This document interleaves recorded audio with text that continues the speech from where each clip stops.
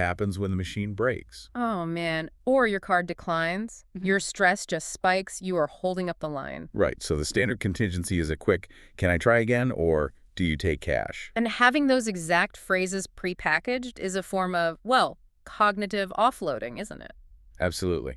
Stress degrades our ability to speak fluently and think creatively. Oh, for sure. If you don't have a backup script ready, a simple declined card turns into this socially agonizing moment of stuttering and apologies. Exactly. A prepackaged contingency phrase instantly offers a solution, which just stops the situation from escalating into awkwardness. Okay, so once you are caffeinated, we step out of the commercial space and the real commute begins.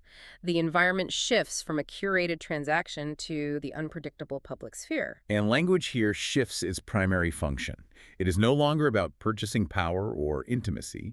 It is about managing friction. Because the public sphere is chaotic, right? Language becomes the tool we use to manage boundaries. Exactly.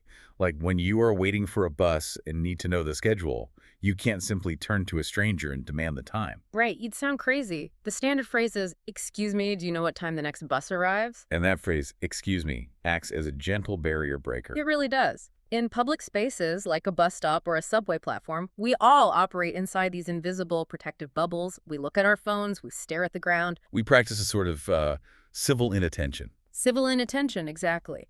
So opening with, "Excuse me," is an active acknowledgement that you are popping their bubble. It is an apology for the intrusion delivered before the request is even made. That's a great way to look at it.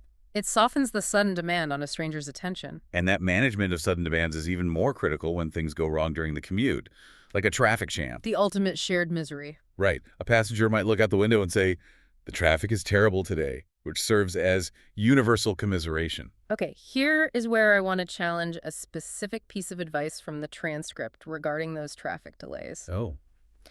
Let's say you are stuck in that gridlock and you are going to be late for a meeting.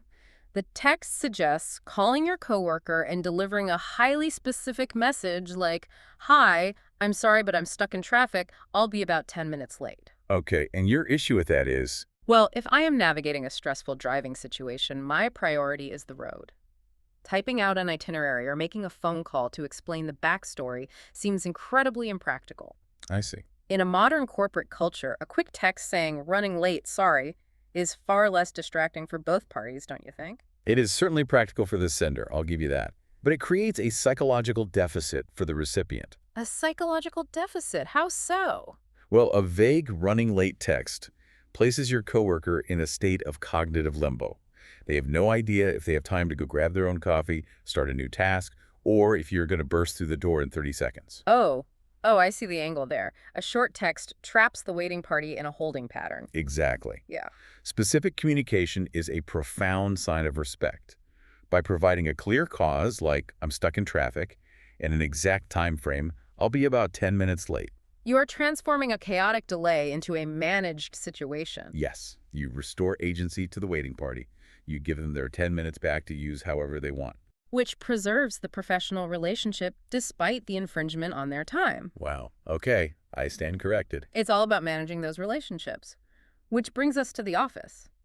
That transition into the office introduces an entirely new linguistic goal. Yeah, the workplace is a fascinating environment because it is defined by forced proximity. You share a space with people every single day requiring constant collaboration, but they are not necessarily your close friends. Right, you have to balance continuous interaction with professional distance. And this is where the most ubiquitous phrase in the English language comes into play. How are you? Or how's it going? And the required answer is almost always short and positive.